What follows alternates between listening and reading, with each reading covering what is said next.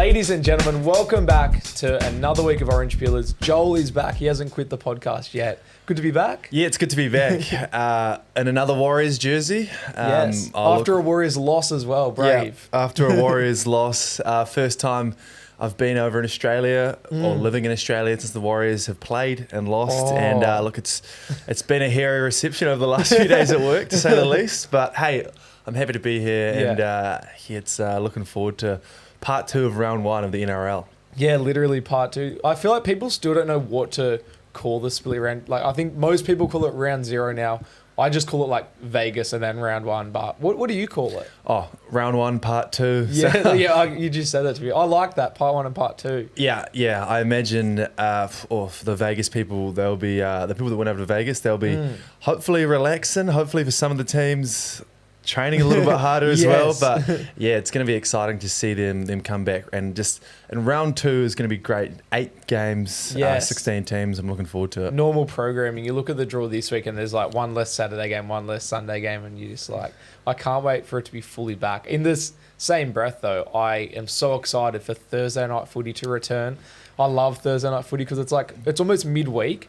Like, it's not quite the end of the week, but you wake up, you go to work thinking there's footy on tonight, it's the best. So we get that, and it won't leave until, September. Yeah, so and I mean, I don't want to hone in the fact that I used to live in New Zealand, but I did, and over in New Zealand, it was at 10 p.m. Oh, true. And then you'd be wrapping up at 12, and I mean, on Friday morning work, if you had to wake up at 6, I used to have to wake up at 4 a.m. for a job or two. So it was tough. But I feel like over here in the Australian Eastern Daylight Savings Time, whatever it's called. I don't know what it's called, and I live here. Yeah, but I reckon just 8 p.m. on a Thursday is perfect. You can get to bed at a reasonable time and stuff. But, I'm looking forward to the first Thursday night footy. Yeah, I didn't even think of that. That's just so much better for you to not be watching footy just across the whole weekend as well.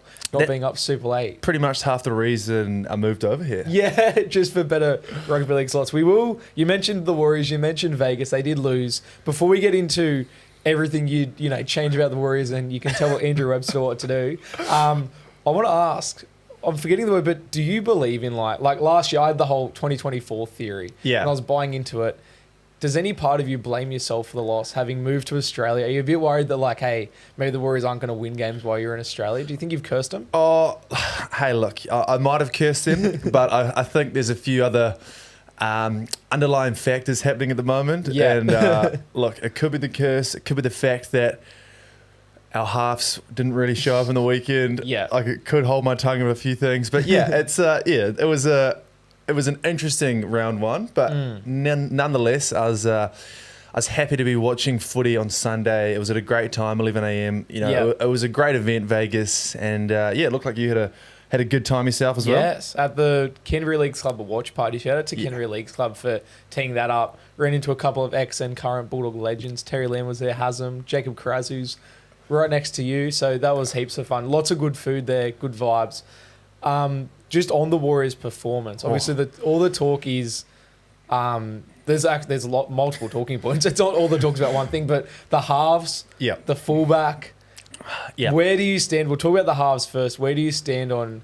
It was obviously Metcalf and then also Chanel Harris-Tavita. Where do you stand on them going forward? Yeah, it's a tricky one because I've watched a lot of Warriors footy. Obviously, pretty much watched all the games the last however many years of my life, and the majority of the time I have been watching them, Sean Johnson's always been there. So this was the first time and the first real test for the players to be there. And they have 4 options really at the moment. They have Luke Metcalf and Chanel Harris-Tavita who started. And then they have Tana Boyd and Tamati Martin who are actually playing in the New South Wales Cup this week as well. Yes. We'll get to that very shortly. But that team is, arguably as good as the Warriors team that went out the other day. But yeah, there was so much hype and so much anticipation, especially around Luke Metcalf. Yeah. Look, I had him in my fantasy team. I had him in my Supercoach team. I think it was 54% of people had him on Supercoach. I had him. I have it out for him now. Yeah, and look, he just didn't get as involved as we would have liked. He wasn't doing what he was doing in the trial. He wasn't taking the ball to the line. His kicking game wasn't there. Yeah. And then, the 6, Chanel, who sort of is quite a similar player to him as well. He wasn't really doing a heck of a lot either, and it was tough to watch. But I mean, it wasn't just the halves. Obviously, they didn't have the greatest game. No one really stood up. I thought RTS was great. Roger. I thought, Adam Pompey played all right. I thought Dylan Walker was pretty good as well when he came on. But there just wasn't anyone that really wanted to do it. I think I saw pretty much everyone in the tackle in the team, bar 3 players, missed a tackle, and a few people missed a significant amount of tackles as well. So it wasn't the start we wanted. And then there's also been a bit of, a few other things come out of Vegas regarding the Warriors, which isn't the greatest sign, but I've been, raking over the coals, trying to get all the negativity out, which you have to do because it is only round 1. That's definitely a starting point. And I think a big positive to come from this week was Teamless Tuesday. We have seen our reserve side, and the likes of Rocco Berry, he's back. He has been out indefinitely with nerve damage, and obviously someone like Tom Flegler, he has that as well. And indefinite is a scary word when it comes to injuries in NRL, but I think it's good to see Rocco back. It's good to see Tana Boyd debuting to some capacity for the Warriors. Tamani Martin. Also, the forward pack is stacked, like Hooker, Sam Healy, Bunty Alfoa, and the props. It's exciting times. It might not be exciting times at the moment, especially heading into round 2 against Manly. But look, I'm looking forward to what the Warriors can do, and hopefully we can, change a few things up. Well, in the Warriors' defense, first of all, it is only round 1. Yes. Second of all, it's round 1 in Las Vegas, where they've literally never played before, on like a huge stage, which respectfully to the Warriors, they're not playing on big stages, especially like Luke Metcalf. Fair enough. They're not playing on that stage often. And he's very early days in his career, in his halves career. So I think, you have to be a bit more patient with Metcalf. And that's not me talking to you. That's me talking to myself and all the other Supercoach owners. Oh, definitely. It's like, give the kid time, because we saw what he can do in the trials. It's hard to replicate that over in Las Vegas for round 1. And also, I feel like the Raiders just came out and played way better than anyone expected them to. So, that would have taken the Warriors by surprise. Plus, there is plenty of depth there. So if things continue to go wrong, there's changes to be made before you go, okay, we're out of options, the season's over. Like, you can make some changes and, find a bit of halfback. Look at the Bulldogs last year, for example. Toby Sexton, he didn't debut after Magic Round, and then the Bulldogs went on a huge run to the finals. So sometimes your halfback is in New South Wales Cup. Definitely. I mean, the Raiders surprised me a lot. But then again, you look at the team and they didn't. I think they wanted it so much more. Tom Starling, just the way he was pushing up on the line, tackling people. I mean, Ethan Strange played great. Jamal Fogarty had a quiet one. Still was dominant. Joseph Tapine, the horse. Corey Horsburgh. He was just offloading everything, and they totally outplayed us. But I mean, it's round 1, and I'm just gonna write it off. And they have 2 more weeks until the game at home against Manly as well. It'll be good to play in front of more fans in a packed stadium. But regardless of that, how good was Vegas? Yes, I thought, obviously not being over there, you get a bit of FOMO and you're like, I wish I was there. Just seeing, in the lead up to the games, during the week, the fan fest, that sort of thing. Especially, I imagine as a Warriors fan, seeing the Wilds fans over there. You get a lot of FOMO, don't you? 100%. And I mean, I'd love to go there next year. It feels like something that you have to do. It feels like a bucket list event now 100%. for rugby league fans. And it looked great. I saw a stat over there because Peter V'landys, he was pushing it hard. He was trying to get Donald Trump involved. He was on Fox and stuff, and they had the Warriors-Raiders game. It probably would have been better if they had the Sharks-Penrith game on at prime time over there. But I think last year there was 80,000 people that tuned in America. This year, 371,000 people. Huge increase. Which is great. It's brilliant for the game over there. I mean, I saw them getting also players and stuff like the Sharks. Today, Nico Hines and Kale Ero, they were with Katy Perry promoting the game. It looks like it's a great thing.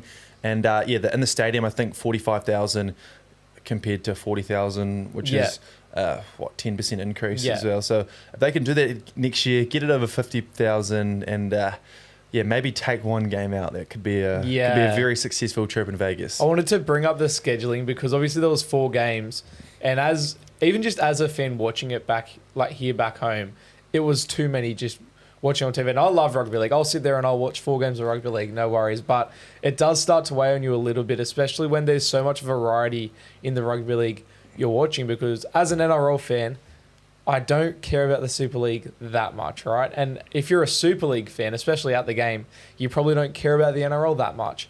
And if you're there to watch your Super League team play the first game, are you going to stay till the end of the very last NRL game when it's a league that you're not that interested in? Vegas, the Stroop is right there. Are you hanging around? I don't think you are. 9 hours in Vegas, I think it was, which is like a Saturday afternoon, however long that went. And the beers in there as well. I mean, I saw that they sold heaps of piss, like way more, but it cost something like 28 Australian dollars for one beer. Yeah. So people were going to be over there drinking a lot of beers, and that'd be a very expensive time. And I mean, the elephant in the room, get rid of the women's game, but it's kind of unfair to the Jillaroos because they did play great and they are clearly a dominant side. You know, they're the best side in the world. I think New Zealand are pretty obviously second as well. So maybe sending New Zealand over would have been better. It's a tricky one. It is a really tricky one because it seems like from all the people who went over to Vegas that said that the inclusion of the Super League brought a whole new atmosphere to the ground. So maybe they do either 2 nights. Yeah. I've heard a few people saying, do they do 2 nights, play the women's game and another game at a smaller venue? Or do they just scrap it, go NRL, Super League, NRL? Yeah. What do you reckon? It's you said it perfectly. It is such a tricky one. And like, I'm a huge fan of the NRLW. I know it has its critics and it has its haters. I personally try and watch it whenever I can. Like, I love the women's game. There's so many great players and so many great superstars. And that competition has come such a long way. What it is now is just so much better than what it used to be. And it's genuinely such a good product. It just needs eyeballs. But the problem is that's the Australian League and the other countries, especially England, clearly are lagging behind. So when you have this amazing Australian competition and they're all in the same team versus countries that are lagging behind, it was a blowout. And it's just, it feels unfair to say to the girls, hey, you were too good, we can't use you next year, but that's almost the reality of the situation. It's not that the girls aren't deserving of being on that stage and that arena and having their game showcased, because they 100% are deserving of that, but 4 games is too many. And if you look at the people that went over there was heaps of NRL fans, there was heaps of Super League fans. I'm sure there were people over there that went for the women's game, but I think there was more people that went for the NRL and more people that went for the Super League. And unfortunately, at the end of the day, it does just come down to numbers and it does come down to money, which is super unfair.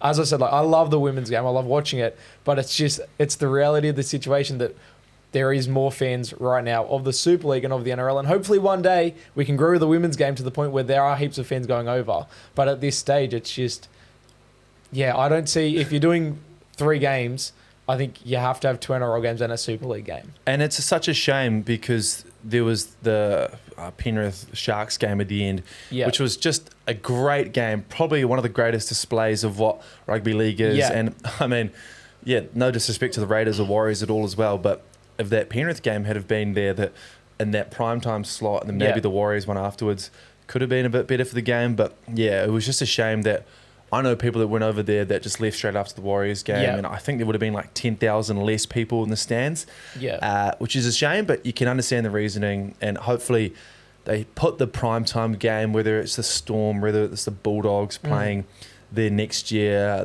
they put the good game in the primetime slot, and they sort that out. Yeah, 100%. And you did mention the 2 nights thing as well. A solution I've sort of thought about, and it was mentioned on the buy round yesterday, and then James Graham sort of had a good point about it, but I'll say it anyway, is if you do 2 games, I'd suggest that the day with the women's and the Super League probably needs a 3rd game instead of 2 and 2. So this is how I'd have it, potentially. I'd have a World Club Challenge, NRL and Super League, because they said that they were willing to do it in Magic Round, so surely they'd be willing to do it then. You then have the women's international game or a women's origin game.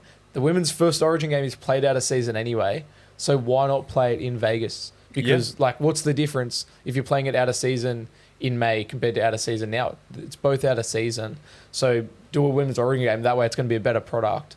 And then have the Super League game on that day, or even an NRL game, either or. And then the next day you have the other two games. So one NRL game and then either the other NRL or the Super League. The only issue, and what James Graham said, was if you do the World Club Challenge, those two teams are getting very late notice of you're playing in Vegas in 4 months.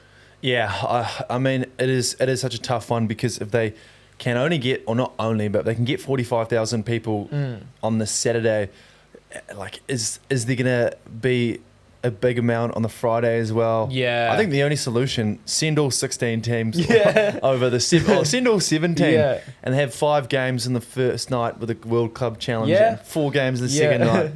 Maybe just merge it around in Vegas is the only way to do it. But now I'm looking forward to what they do next year, and might have to get over there. I did hear the Storm saying as well they're all but going to be locked in to go over. So interesting.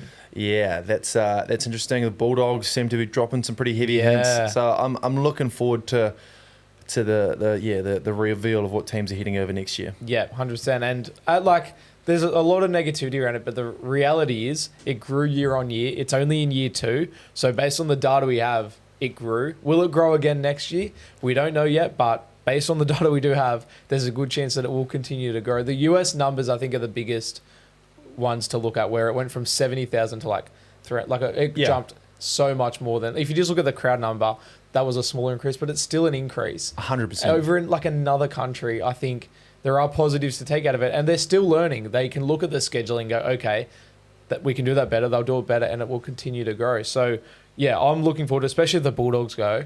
I'm keen to, as you said, it's a bucket list thing. I think it's something you just have to do as an NRL fan at least once. How good was Nathan Cleary, though?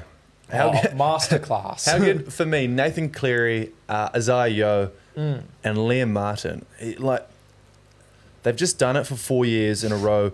They've done it for New South Wales, besides Cleary. And then, I don't know how they keep doing it, but you can just see the big game stages they play on. It's just unbelievable what those guys did in the weekend. Well, even Cleary's won a handful of Origins. Even it's just insane how dominant Penrith are. And I don't know, I'd love your perspective on it as a New Zealand fan, because I'm of the opinion, growing up in the Central West, which is Panthers area, 5 years ago, before 2020, when they became this dominant force, nobody really cared about the Panthers. They were one of the lower end teams of they're not really a big club. They're sort of, almost, I'm not going to compare them to the Tigers because that's just so disrespectful, but they were one of those teams where you didn't hate them because you just didn't care that much about them. Over in New Zealand, were the Panthers big? They were pretty small. There's not many Penrith fans. Well, there's a few now, but but back then there definitely wasn't many. And I remember I got a Penrith jersey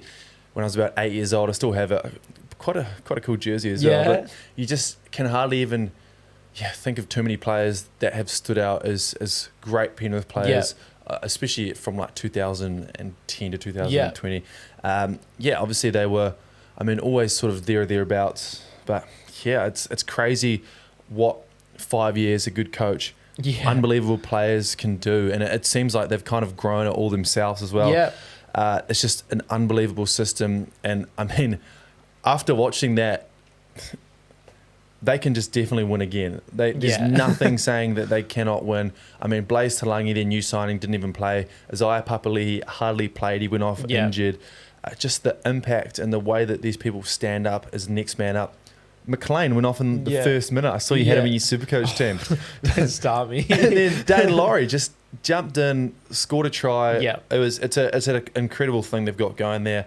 I just hope a team can stand up and defeat them. Yeah, it's just, they're once again the team to beat. It's just a flawless system. It's just honestly almost frustrating just how good they are. But the Panthers, they weren't even the best thing on the weekend, Joel. Because you know what the best thing was? What was it? The announcement of the new Rugby League video game. I don't know if you, play. I don't know if you New Zealanders even have access to Rugby League video games. I'm assuming you guys do. Yeah. Do they have them yet? No, that's disrespectful. I'm sorry. But new Rugby League video game. It's been 8 years since the last one. The last one was Rugby League Live 4 in 2017. And I don't know if you noticed on my social media, but I was a little bit hyped about it. What do you think? Well, fair enough. If there was Rugby League 5 out on the weekend. I might have jumped on, chucked on an easy mode, put 250 on the Raiders, playing as the Warriors. But yeah, look, I haven't played too much over the years. I do remember it must have been Rugby League Live 2, just playing on like an original Xbox back in the day. It was good, playing with the Warriors and stuff. But yeah, I mean, it seems like it's a big announcement. And I saw Andrew Abdo drop that big news. And it's crazy as well because like, for anyone that like doesn't follow along with like the rugby league video game, I guess news and just almost lore, which is probably a lot of people. It's almost an annual thing where somebody emails the NRL, asks if there's a new game, and the NRL respond back with, we're making one. And it's been a thing for literally since Rugby League Live 4. So we've always been teased about it. And so for then Andrew Abdo to come out and be like, oh, like it's actually happening. And then the guy that runs Big Ant, which I'm pretty sure that they even made that one. We've got Rugby League 2 sitting on set. That's how big of a deal this is. Even he's like on Twitter basically confirming it. Like this thing is actually happening.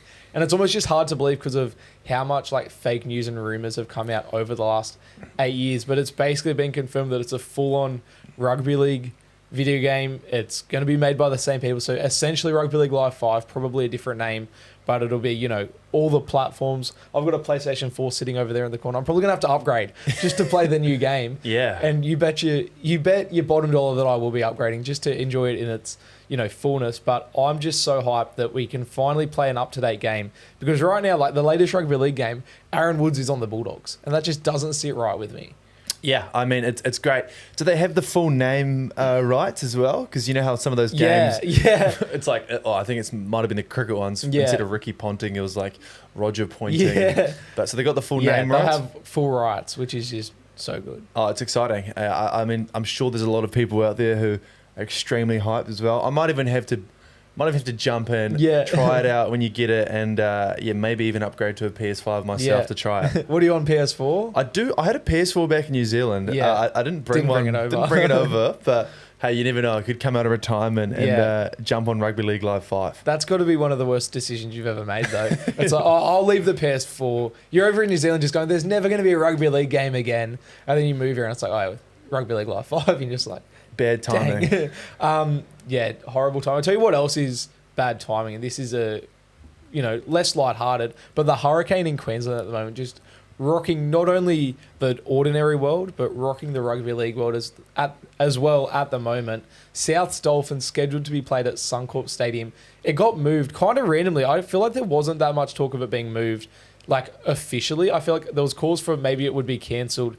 But like I don't really see any official whispers of like they might move it, and then randomly it was like, oh, it's at CommBank now. But pretty devastating. Obviously, there's wives, journos blowing up about the fact that it's going ahead at all. The Dolphins have said, I think they're all on a plane like right now, flying down here, putting all the families up in hotels that want to be there. But what's your take on all of it? Have you heard like any other news coming out of it? Yeah, I mean, it's obviously it's a sad and it's probably going to be a very serious situation at the moment. Old Cyclone Alfred. I mean, I have family down in Queensland and stuff as well who are probably going to be affected by it, good mates and stuff. So it is I mean, you just never know with cyclones how intense they are going to be, but you always have to prepare for the worst. Yeah. But it is a tricky one. I saw the AFL, they cancelled both their games as well just before the rugby league did. And obviously Nikorima's wife came out on Instagram and said she doesn't agree with it. It's just rugby league. I mean, she's pregnant. She's got 2 kids under 4, so very tricky situation. Hopefully the teams and the NRL have handled it better, and hopefully they are moving families and stuff just in case there was to be an emergency. But it's never a good sign. I mean, I'm happy that the game is going ahead because it means Friday night footy will still be live and well, but fingers crossed everyone is okay and that cyclone doesn't affect too many people. 100%. It is like, as you said, they're almost hard to prepare for, and I'm lucky enough that I've never had to, but because you do have to prepare for the worst, and I've got people I know up there that are preparing for the worst, and it might be all right, but I can't imagine how scary it is for the families if your husband has to go down to New South Wales at like very late notice and go play footy and you're alone with this cyclone approaching. I did read, however, that the Dolphins were looking to, offer family to go down with them, which I think is the right move because I was earlier today I was preparing to come on here and blast the NRL for like, surely you can,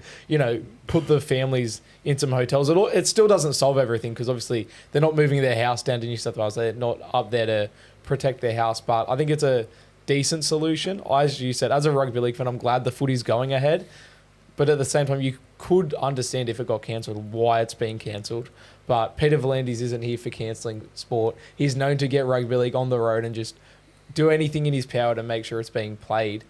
And yeah, it's interesting because I read as well that there's up to 5 Dolphins players that might pull out. Yeah, which has drastically changed the odds as well. I mean, I saw about 3 days ago, it was the Rabbitohs were paying $7.25 to win by 13 plus. Yeah. And now I see they're $1.87 favourites, I believe, to win. So yeah.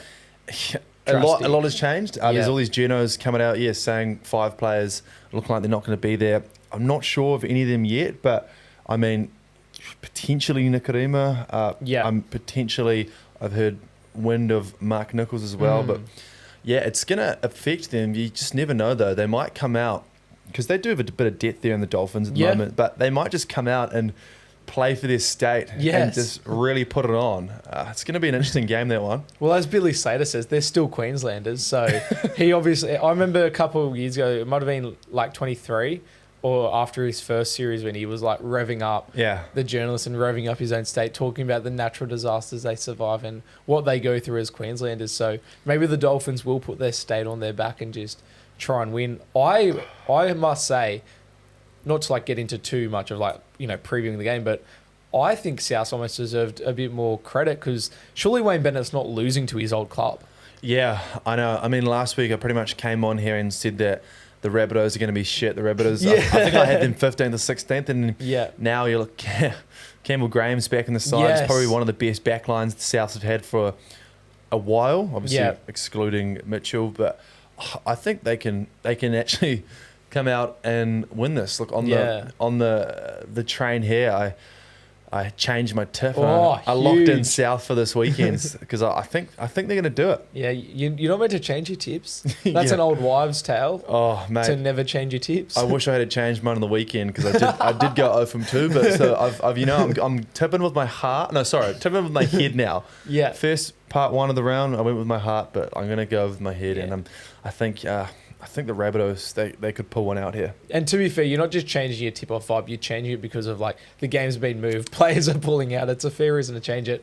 On the topic of the hurricane and of the bad weather, is there any games of rugby league that you can think of just like iconic bad weather games? I mean, there's 2 that spring to mind. They are both Warriors as well. But there was one, I think it must have been about 2015 when the Warriors played the Storm, and it was literally a storm in Auckland. My old man and I, we went out there to Mount Smart Stadium, watched the game, pissing down. It was like heaviest rain I've ever sat in, and there's probably about a fifth of the crowd that's normally there. I'd say there was about 5,000 Warriors fans that turned up. Wasn't the greatest year for the Warriors, and we got dicked by the Storm as well. So we just sat in the rain, and there's a great photo. I think I had a rain jacket on, but it's a great photo of me there at Mount Smart Stadium with my old man. Yeah, and it's a very memorable one. And also, I mean, in the last few years, I think it was year before last, 2023.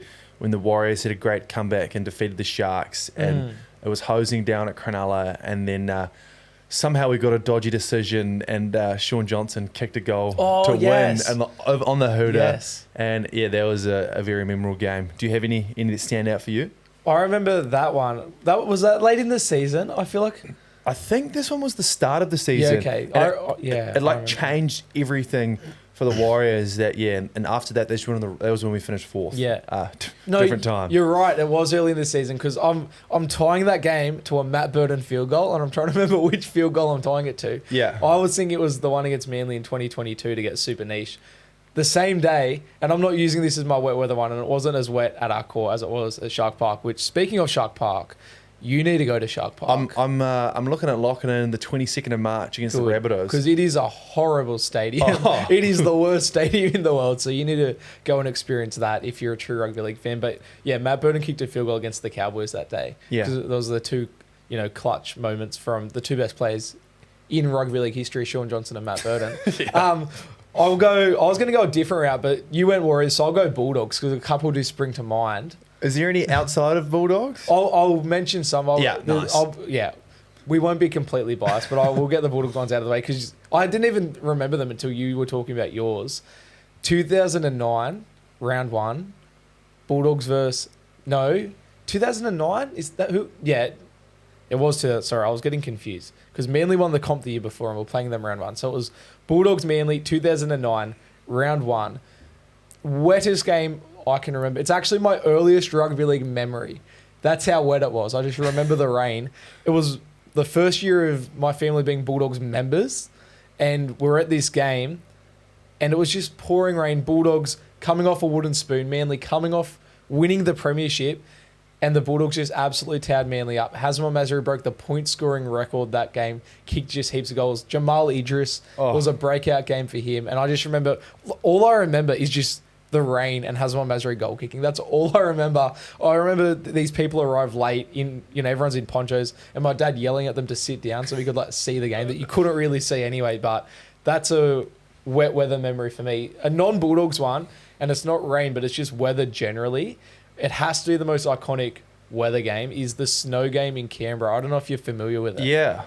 No, I do remember that. That's snow in rugby league, you don't see it too often, but that's a very iconic moment. Yeah, I couldn't even tell you what year it was. I just remember you'd always go on YouTube and watch craziest rugby league moments, and that was always in there as the snow game, and it was in Canberra, maybe against the Tigers. Oh, I don't even know. Yeah, it's slipped my mind. I definitely have seen that. I've seen the clips of it, but imagine getting tackled onto snow. Literally, that would. I mean, over in America, they play NFL games in snow, but they've got full long sleeve skins on. Yeah. They've got pads and helmets on, as Peter V'landys would say. But no pads. Yeah, I guess that is a good one. Another one, one more little Warriors reference. Of course. It was so wet, and Sam Lasoni, the prop, he tried to take a drop goal, and the ball just got... I don't know why he was trying to take a droppy to start with, but the ball just got stuck in the ground, and we lost. Oh. Because of the ball getting stuck in the ground. Oh, he tried to kick it, and he tried to do a droppy. It was so wet. Bounce. What was the score? Was it to win the game? I think it was to win the game. It was against Manly, I believe, as well. Do you remember the year?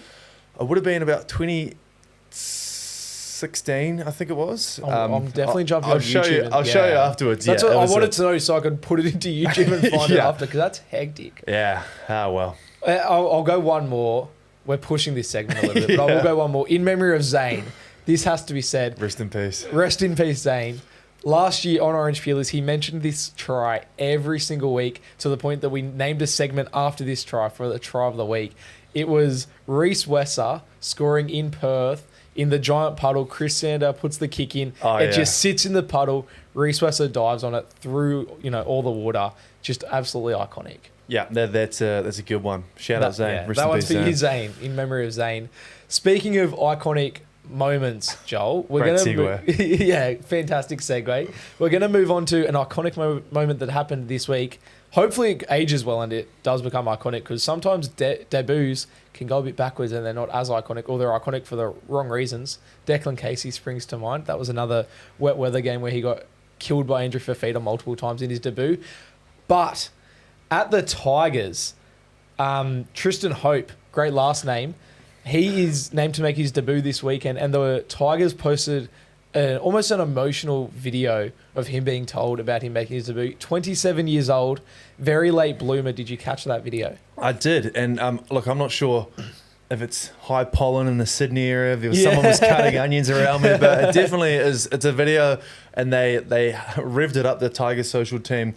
I don't know if they were hidden cameras or if they knew they're getting recorded, but it looked like some kind of reality show. But it was great. I think it was great to see the way that Benji was talking. He's clearly seems like he's a good mentor, a good coach. Well, not a great coach on record, but hopefully he's got more control of the team. And I mean, for him to have the faith and the trust to get this guy in there, Tristan Hope, 27, has clearly been trialling well.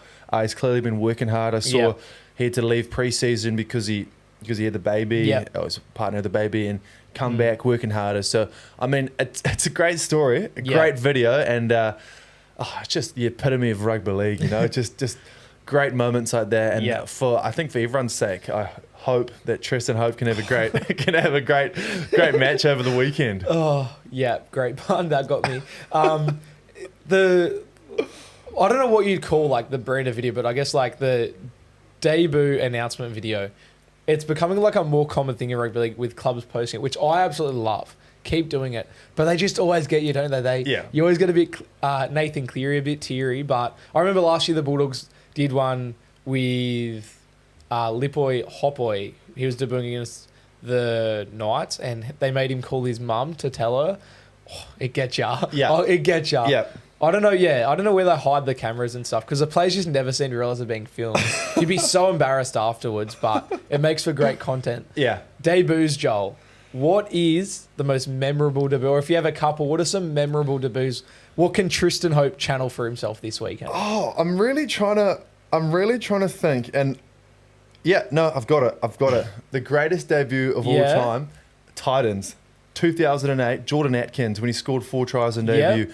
And I mean, that just, I was on my phone trying to find the one. But yeah, I have a great memory of that when the Titans had just come into the league and this random wonder kid winger, I mean, didn't do too much more afterwards, but he ended up getting 4 tries in debut. And I remember they were just outrageous tries. And yeah, I think that is one for me that stands out. I'm trying to channel in my debut for Sean Johnson. I believe he scored a try. Probably. It wasn't the Broncos. I remember his first year, wasn't he? Scored a great one against the Broncos, but maybe it was against the Tigers. He definitely scored a try, and I mean, too memorable. But it was a wee while ago. But do you have any that stand out for you? There's a couple. The one you just mentioned clicked in my mind again. Your stories are just giving me great ideas today.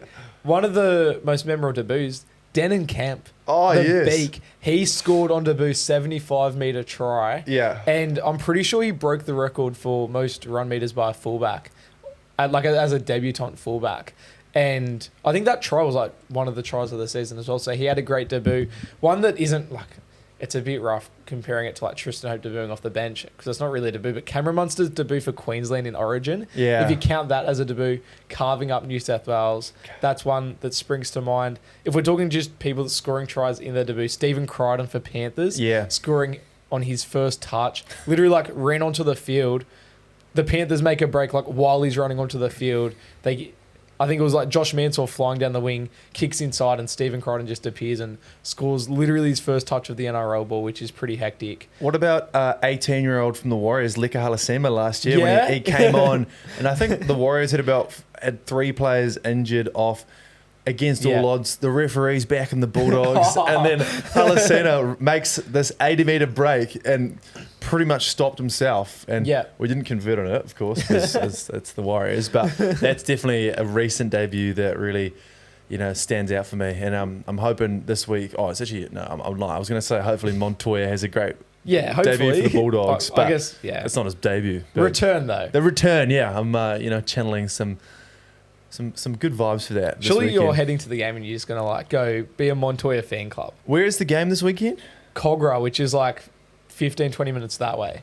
Oh, so it's not too far of a trek. It's also like it might be sold out at this stage. Yeah, I think this week I've got a bit of horse racing to watch, so I might park up on the couch and just have a great view of the race and the league. Yeah, but I'm definitely going to try get to Balmore for that Titans game. Yeah, I was just on the phone because another one came to mind that I have to mention as a Bulldogs fan. Sonny Bill Williams' debut, 2004 against the Eels. Played at centre, just absolutely carved up, set the tone for what was our last premiership winning season. Just one of the most iconic debuts ever. I feel like a fake Bulldogs fan for not mentioning it, but at the same time, kind of hate Sonny Bill Williams for dogging the club in 2008. So, mate, great debut. You've just set another one off. I mean, go. We're doing these segments. I probably should have planned a little bit better. We could have fired them off. But you're thinking, I mean, how did we not mention this? Tristan Hope been awarded his debut from the guy with probably one of the greatest debuts of all time, Benji Marshall. He came on, he was just a schoolboy from New Zealand, from Whakatane, New Zealand. And the way he was stepping and just the way he was flicking offloads, flick passes, it's like he was playing a touch game. even if anyone's listening has a spare 5 minutes, go watch Benji Marshall's debut, because that is an iconic moment, and I feel like you knew there was going to be a great player shaped after seeing that. And he was like literally in school, hey? Yeah. He's going back to school the following Monday, just having stepped all these NRL players. Yeah, and he was just like scuck stepping everyone. Yeah. It was a very entertaining player to watch. Somebody else that can step, Kalen Ponga. Oh, great segue. I was about to give myself a pat on the back for that one. That was a fantastic segue.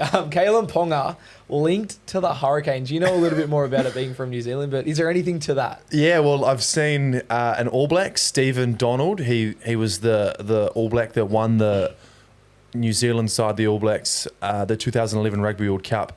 He's just an icon, like a cult hero over there. And he was on a podcast radio show saying that he reckons he's heard from some inside sources, some people, that the Hurricanes are trying to sign Kalen Ponga, because he used to play schoolboy rugby, and he can kind of qualify for the All Blacks as well, because I mean, there's probably a technicality around it, but he is somewhat Māori because he played with the Māori side. So yeah, I think Kalen Ponga will never go to rugby. Yeah, maybe Japanese rugby down the track, but I think it's probably just a malicious rumor at the moment. Yeah, but the money just wouldn't be there for Super Rugby, and there's been a few players that have tried to do it. RTS, he was all right, not very good, to be honest. It kind of slowed his league career down as well, but he got a few caps for the All Blacks. Benji Marshall went over, failed. Sonny Bill did quite well. Yep. Nani Laumapi was another one who played for the Warriors, went over to the All Blacks. He's did probably better at rugby union. Joseph Suali'i, he seems like he's actually going to do really well, but he's a little bit younger. But I hope for the game of league that Ponga doesn't go. This rumour just always pops up around just NRL players generally going to rugby, but Ponga always linked. And like as you said like signing or trying to sign, there's a huge difference as well, because like if they're trying to sign Kalen Ponga, like obviously you're trying to sign Kalen Ponga. I feel like there's 16 NRL clubs also trying to sign Kalen Ponga. Yeah. You'd be stupid not to be trying to sign him, but I don't think Kalen Ponga is going anywhere. He looks very comfy in Newcastle, or maybe in the future Bondi. Yeah, I have heard the speculation, and I mean the Roosters might have a bit of cash freeing up shortly. Does Teddy want to leave? Will Teddy leave? Yeah. I'm not sure, but I mean, it's going to be interesting to see what does happen with Ponga, but I feel like for now he's pretty locked into the Knights. Yeah. Ready for another great segue? I'm on fire today. Hit me, mate. Hit me. Now, it's not a rugby union podcast, but speaking of the Super Rugby, Joel, they've just dropped some sick jerseys. I assume you've seen them, the Marvel jerseys. Yeah. Oh, look, they're interesting. You're not a fan? They're interesting. I mean, there's a Super Rugby. They're a couple 8 balls behind NRL, and like they're just not there yet. They've introduced fantasy for the first time this year as well. Right. They introduced the jerseys, and there was a great comment from a guy on Instagram called NZ Jersey Hunter. He's like the king of collecting jerseys. Yeah, and he commented, he's like, this is the first, something around the lines of, this is the first time my wallet's been safe on a jersey drop, which is just harsh. Good on the Super Rugby for trying to be innovative, and like they brought back the retro jerseys last year, which actually did quite well. It's a bit better, but I don't know. Look, personally, I'm not sure about the Marvel jerseys. What do you reckon? Well, like I'm a Marvel fan. Yeah. Are you a Marvel fan? Not entirely. I'm not the biggest Marvel fan, but yeah. Because if you're not a Marvel fan, then like you're probably gonna hate them. Are you like looking for a Marvel jersey? I was gonna say you must have a Marvel jersey somewhere in there. Because the Bulldogs never did them, which is heartbreaking. Yeah, heartbreaking. Because as a kid, that was my dream, is for like the Bulldogs to do one. I was gonna say, like, you talk about the rugby being behind. The NRL did this 10, 15 years ago. I don't know if you remember that, but the NRL did like this for like years as well. I've got a very prime memory of Kane Evans wearing the Marvel. I think that must have been the Roosters Marvel jersey, right? Yeah. Wasn't that when he smoked Cassiano as well? Yeah, I'm pretty sure. Yeah, in the Captain America jersey. Yeah. Really asserted his dominance there on Sam Cassiano. They were like getting up laughing. Just props going at it. Yeah, the NRL Marvel jerseys is like such a throwback as well, though. Do you remember them well enough to like pick a favourite one? Well, to be honest, I remember the Dragons one. Yeah. I remember the Roosters one. I'll have a look now. Yeah, give it a Google, because there was like because it happened multiple years, teams like started swapping superheroes as well. So I know like Cowboys and Storm, they both had Thor at one stage. Broncos, Dragons both had Iron Man at one stage. I think Roosters and Knights, they both shared Captain America and Spider-Man. Dragons did Ant-Man, which was like so random, but that's like Ant-Man's like one of my favorite superheroes. Yeah. It's like the closest I've been to buying a non-Bulldogs jersey is like the Dragons Ant-Man jersey. But you're having a look at it, can you pick out a favorite? And then I'm going to let everyone know the worst one ever. Look, I think I'm glad the Warriors never did this personally, but we got like the Iron Man thing on that jersey. Yeah, the new sponsor, New Zealand, which is at Vodafone.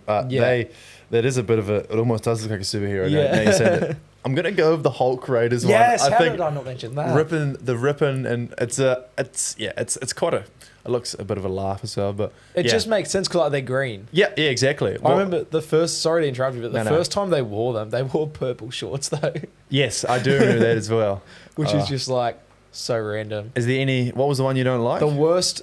This isn't just the worst Marvel jersey, Joel. This is just my strong opinion of this jersey is it is the worst rugby league jersey, or like worst NRL jersey of all time. That is a hot Manly take. Wolverine jersey. Search it up. I'll plug the image in here if I remember. I'll try to remember because you guys need to say it. Otherwise, Google it yourselves. The Manly Wolverine jersey, it was literally a fully yellow and blue jersey. It looked exactly like Wolverine. So as a jersey, forget about who's wearing it. As a jersey, it looked sick. It literally looked like Wolverine. The problem is Wolverine's colours are the Eels colours, and that's Manly. I was just about to say, when you asked my favourite one, I was going to say the Eels one looks quite... Wow. Yeah. Well, I totally forgot about that. But that's a... Yeah. It's an Eels jersey. Yeah. That's off-brand. And that's where I'm like, I just hate it so much because... who at Manly approved them wearing a yellow and blue jersey? And you look at all the other Marvel jerseys, they're all assigned. You got Captain America, blue, red, white at the Roosters, Spider-Man, red and blue at the Knights. You have Hulk green at the Raiders, and then it's just like, oh yeah, blue and yellow. Here you go, Manly. It's just worst rugby league jersey ever. Hey, I mean, you said who at Manly approved them. They've never had the greatest history with jerseys at Manly, have they? Well, it's always been a bit controversial. How do you segue out of that one? Yeah. Oh, you're not wrong. They're not great in the jersey department, are they? Yes. Even like ignoring the jersey I assume you're referencing, which is the rainbow jersey. Even a couple years ago, they had like a jersey that just was like half blue. Yeah. It was like their community jersey. It looked like somebody just painted it blue. And then they had that camouflage jersey a couple years ago that just looked like vomit and like literally camouflage into the ground. They played the Bulldogs in it. You watch Ben Barber's highlights and it looks like he's just running around on his own because you can't see the Manly players. I'm just trying to think of Manly. It feels like Manly have had the same home jersey for the last 20 years. Yeah. Yeah, well, but hey, whoever's signing the jerseys off at Manly, they in 2014, that's a shocker from them. Yeah, do better. Do you want to jump into some team list news quickly before we wrap up the podcast? Yeah, good idea. Obviously, team list dropped on Tuesday. We're recording a Wednesday. This drops Thursday, though. So 2 days ago, the team list dropped. Is there anything that jumped out to you? Obviously, round one team list. There's always going to be some big surprises. Is there anything that jumped out to you as like a huge shock? I mean, I think the biggest one probably going around at the moment, Mitch Moses not playing. Yes. He's such a great player, Mitch Moses. He's been great for New South Wales, been great when he's got the chance for Australia. Yep. Pretty much led the Eels, but this whole indefinite injury, it's a scary thing to see in rugby league, especially for rugby league fans. I think he missed 8 weeks last week, I was reading as well. Yeah, last year. You're good. And so literally. Now it means that Ronald Volkman, who was a junior at the Roosters, the Warriors signed him for an ungodly amount as well. Like he was on, I heard a rumour what he was on, and it was a lot. It was too much. It was a lot of money. And then he went to the Dragons. Yeah. Turns out he failed a medical, did his shoulder. They ripped his contract up. They ended up getting fined like 50 grand on top of that as well. Yeah. Had to pay him out. Now he's back. I'm really happy he's back because he's only 22 or 23. Yeah. And he is solid. He could, honestly, after watching the Warriors in the weekend, he should probably be playing for the Warriors. He's got a great kicking game. He's pretty small. It's probably a downside, but he takes the ball to the line, great kicking game, and I think he's going to support Dylan Brown well. And I saw the match they played in the trial. I can't remember who it was against, but he was looking good, taking the ball to the line. Yeah. And I think they're probably going to get pumped this week because they're playing the Storm Yeah. in round one. But yeah, it's good to see that they have a combination there. And yeah, what do you make of that? Bro, I actually think I rate him highly. I think Volkman's a great player. He's obviously not on Mitch Moses' level, but yeah, I think I was shocked that there wasn't more clubs trying to sign him off the back of the Dragons thing, or even like the Dragons hold on to him, because I rated him at the Warriors. I thought he was going to be like in their halves post Sean Johnson. I thought that was always the plan. He had some games where he like carved up teams at the Warriors. So yeah, I think he's a very handy player. You summed him up very well. And just on Mitch Moses, I mean, like I've been seeing NRL physios updates throughout the day, and like Eels don't really know what's happening. Apparently it's like some sort of pain with some, like not a nail in his foot, but whatever they're called. Like he had some a screw. Oh, yeah. Some pain around a screw from, I think, foot or hand or something. And just one of, they said indefinitely, not something you want to hear, but physio said it could be anywhere from 2 weeks, and now it's looking like 5 to 8 weeks. Oh. I'd heard initially 5 weeks, and then yeah, physio came in and said it could be anywhere between like, could be 2, could be 8, and then apparently the Eels still didn't know what it was after scans, which sort of means it could be like 8 weeks, which is terrible for the Eels. Yeah. Because like already without Gutho and losing Moses as well is such a huge roster shift in the spine. Yeah, I mean, they're going to be for the better with Lomax playing. Yeah. But it's not good at all. I mean, it does give Dylan Brown a chance to step up. I've seen a few people say this week. This is his time to prove that he's actually worth 12 million or whatever he thinks he's worth. And I mean, it's going to be a good opportunity. He's playing in the 6 jersey, but realistically, he'll be leading the team round. And I'm looking forward to seeing how him and Volkman can step up. But yeah, it's not an easy task playing in Melbourne round one against their full strength team, which I mean, you were saying before as well. Full strength Melbourne team round one. How scary is that? Yeah, and like as I said to you before we started, it's the first time that Paps, Hughes, Munster, Grant, that big four, have played together in a round one game ever. So it's just like, you don't want to come up against the Storm reserve grade side in round one because you're going to lose because the Storm just don't lose round one. But then to be coming up against the full strength Storm side who have added Stefano in Melbourne, you just don't want to be going down there. Even like with Mitch Moses as your halfback, you're still probably going to lose. And then, to be going down there without him as well. There is one... The Eels, they were a bogey team. They were the bogey team for Penrith, right? Yeah. No, probably not Storm, but yeah. Yeah, Storm don't have a bogey team. That's what I'm always like. I'm like, no, Storm don't lose to people. I mean, as a fan, I wouldn't want my team playing the Storm in round one. Yeah, you wouldn't want them just playing Storm ever, yet alone in round one. Speaking of your team, I'm going to talk about my team, Joel. Another fantastic segue. I'm going to just yap about the Bulldogs. There's not huge news out of them in terms of team lists, but one big addition to the lineup is Satili Tupanua has been added to the bench, which he missed both trial games. He's our biggest signing of the, through the off season and preseason. So super excited to see if he plays. But Gus Gould came out today and basically said there's going to be a few players that'll probably get ruled out. He didn't even name who they are, so it's a bit like, who's going to be ruled out? Man, I've seen a tweet that was put out at about 4:30 Sydney time. Do you want me to read it out? Yes, please. It's from NRL Fantasy Scout. It says Sam Hughes, Satili Tupanua, Blake Wilson, and Jamin Salmon are all in doubt for the Bulldogs this weekend. Oh, okay. Live reaction to the news. Yeah. I had heard whispers that Sam Hughes was going to be out, and I already looked through into our reserves. I feel like Curtis Moran should be in the team, not over Sam Hughes, but like we got Curtis Moran and Saluka Fafita in the reserves who are like decent stand-ins. So Sam Hughes being out, I expected. Satili I expected because obviously he was in doubt, as I just said, I don't know if I just said it, but he was in doubt for round one, was meant to come back round two, so that's not surprising. Blake Wilson. That hurts because I love Blake Wilson. I had not heard any whispers about that at all. I mean, it's just from someone on Twitter, so you never know. But when there's smoke, there's fire. Yeah, 100%. So Blake Wilson potentially out, Jacob Carreras out, Montoya starting one wing. Yeah. I saw Tuala, he's out. He's out as well. So it's going to be Rinakama who's going to come in, I'm pretty sure. Let me double check the Bulldogs. I mean, hey, you never know. Team. Wilson might not be out. Yes, but assuming he is. Yeah, do they have him on the... Let me double check. It was definitely him and Luke Smith. Jethro Rinakama, who was fantastic in the trials. I rated him highly. He extended off the back of the first trial game.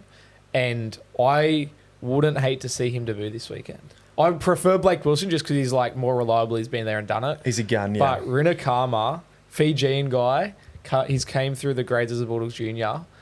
I think he could be really good for us. The double Fijian wing firepower. It could be good. Yes, Yeah. true, because Montoya's Yeah. Fijian. Yes, of course. And Jamin Salmon potentially out as well. So Curtis Moran could be coming into the Yeah, soil. well, the thing with Salmon, I was actually confused while he was in there just purely from like a rotation standpoint because I had Hayward and Salmon, and you'd assume they're both playing similar roles as in ball playing 13. I was literally like, I spent so much time yesterday trying to work out like what's Serrato doing, what's the game plan. I'm assuming Hayward's going to spend time at hooker, but I'm still like he's going to rotate into hooker and then probably move to lock. So why is Salmon there? And then I was like, well, I guess Salmon's maybe he'll cover back row, but then Satili was there, and so I couldn't figure out what the rotation was.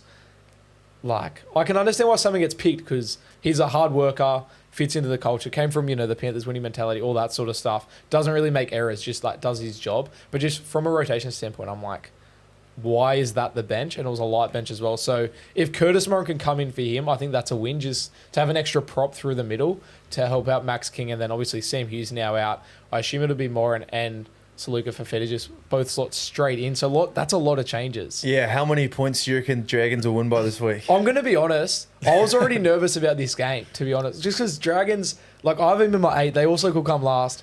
We don't know what they're going to dish up until we'll find out this weekend. Like it could just click for them and they just could be really good. So I was already worried. Now that there's been a bit of, like we've got heaps of players out because Josh Curran was already out. Karaz was already out. You reckon we win? I'm back and look, hey, take everything I say for a grain of salt. I went 0 from 2 in Vegas, but I'm back in the Bulldogs. Please tip the Dragons. I tipped the Dragons for wooden spoon as well. So yeah, look, you could, I mean, if I'm tipping the Bulldogs, you could be in trouble here. It's going to be a good game for sure. People are saying, I heard Jason Demetrio today, former coach of the Rabbitohs. You see, this is his game of the round. I think it is. Even if you include the Vegas games, it could still be game of the round. I just think the Dragons Bulldogs rivalry is so underrated as well. Spoon bowl, come on, mate, get off it.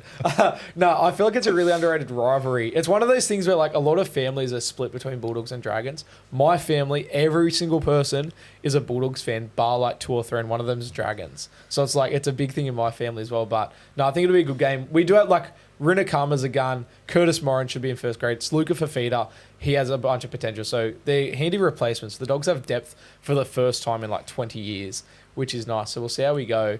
We'll quickly wrap up the podcast with a listener question. I put out the call out once a week. Not well, obviously once a week. It's a podcast that's once a week. But every week I'm going to put out the call out to pick one question from the listeners. So if we didn't pick your question, ask it again next week. It'll probably get picked eventually. But this week's question was, what is a retro jersey you'd love to see remade? Oh, I think... Look, I'm not going to run the Warriors rhetoric too far. I'm sure there's a few they have. But for me, as soon as I heard this question that was going to be asked, I just instantly go to this. It's probably one of my favourite jerseys of all time. It's sort of 2006 to 2008 era of the Tigers. Yes. Maybe even 2005 when the Benji, the flick pass, that Tigers jersey that has like sort of the stripes on the side. Yeah. It looks like there's a literal tiger on there. Yeah. I reckon that is a jersey that I'd love to see remade. To be honest, whilst I'm over here in Sydney, I should probably grab a few more jerseys that aren't just Warriors ones as well. And I'll be on the hunt trying to find like a 2005, 2006 Tigers jersey, that orange one. Yeah. How about yourself? What do you reckon? I will say on the Tigers one quickly, it's 2025. It is the 20-year anniversary of that grand final, of that flick pass, and of that jersey. If they don't do like a heritage jersey of that... Well, maybe I've just foreshadowed something. Surely. Maybe we could be on. That's a very, very good point. They have to do that. Like, they actually have to. If you're listening, Tigers, you've got to do it. Benji's the coach as well. They have to do that. He could wear the original jersey while he's coaching as well. Go out and play for him for one game. Throw some flick passes and give us some goosies. That is like Tigers. You have to do that as a heritage jersey this year. Have to. For me, you said you weren't going to lean into the Warriors rhetoric. I'm going to lean into the Bulldogs rhetoric, and I'm not even going to be apologetic about it. There's a really iconic Bulldogs jersey. Actually, I'll jump a little bit backwards. If we're manifesting jerseys, the Bulldogs' 30-year anniversary of the 1995 grand final, they have to do a heritage jersey of that. Is that the one that you thought was going to be dropped at the start of the season? So I thought it'd be either stripes, which it was, or the 95 heritage. I'm still holding out that they'll do it anyway because they're playing Manly where the grand finals played. They moved the game just for that. So there's probably a good chance they'll do a 95 heritage, but this is just the official statement of I want that to happen. And just one that I haven't talked about before, Bulldogs away jersey 1999. It was their first ever away jersey. It was the blue long V, same as 04, different sponsors. They had like Stardome on the front, but the inner V, the bigger one, was like grey. So it was like a white jersey, blue V, and then like this grey V. It's this jersey that like I don't own. I have like 50 jerseys right there. That is out of like my top 10 favourite jerseys, there's like 2 that I don't own. It's the Star Wars jersey, which if you're unfamiliar, it's like the rarest jersey of all time, impossible to find. Wasn't sold, only the players own them. Wow. And then the other jersey I don't own that's in my top 10 is this 1999 away jersey because it's just so sick. What do you say to allegations that all Bulldogs jerseys look the same? I don't know where that allegation comes from, mate. No, I just made that one up. But I feel they might all have a V, but the V looks different every 10 years. I'm looking at your elaborate jersey collection here right now, and I feel like maybe all besides 3 of them, the black and blue one, the red and blue one, and the kind of pink and blue one. Yeah. I feel like besides that, which is not a bad thing as well, but the Bulldogs have just kept a real similar colour scheme. I mean, you look at the Warriors at the moment, they're blue, green, white and red. But 10 years ago, probably the era I liked the most, they were black and white essentially. And then, they were black and red for a season. It's I guess it's good you keep the same colours, but I mean, maybe you need to stop buying more jerseys. No, mate. I'm also on the Warriors one. I always get rinsed by Warriors fans because I always say they should go back to the black and the white. Because like growing up, that's what the Warriors were, right? And I understand that's their original colours, sure, but I just loved that black, white era, the black and red era. And literally a Warriors fan the other day rinsed me. I think I was doing like my jersey rankings and I said the Warriors should go back to black. And the dude literally said to me, he was a Warriors fan, he's like, we've never worn black and white. And I'm like, what? Like, what do you mean? He's got rocks in his head, yeah, mate. He wore it for like 20 years. Yeah, there was definitely a period in there. I mean, there's a good portion of growing up. It was a lot of black and grey and white jerseys for the Warriors, which I personally prefer. Yeah. But then you gotta love the original colours. So I'd prefer, rather than spending time and effort on jerseys, we just spend more time on trading and winning games, and then now we can start talking Warriors jerseys after that. Yeah, but if we're bringing back a jersey, it's the black. Yeah, for sure. But also win games first. Yeah, please. Please. All right, that'll do us, Joel. This has been another fantastic episode of Orange Peelers. I will say, I was going to say this off the jump, completely forgot to. Last week's episode, the season opener, the Joel debut, it was our 5th most watched episode of Orange Peelers ever. It was the 2nd most watched episode that wasn't Origin or a guest episode, so like regular season 2nd most, and it was the most viewed episode in the first 24 hours. So well done, Joel. Full credit to you for coming on and just taking Orange Peelers to a new level. That's all you. That's the build up, the channels you've been running on Instagram. Look, I'm looking forward to seeing what's next for the Orange Peelers. Just continue growing. And if anyone's still listening, thanks for sticking around and staying to the end of the podcast. Yep, great statement. As always, if you did make it to the end, for some reason, if you're still here, thank you. Comments, what should they comment if they've got to the end and we can know? Up the waz. Up the waz. Or up the dogs, preferably. All right, that'll do us. Up the dogs, baby.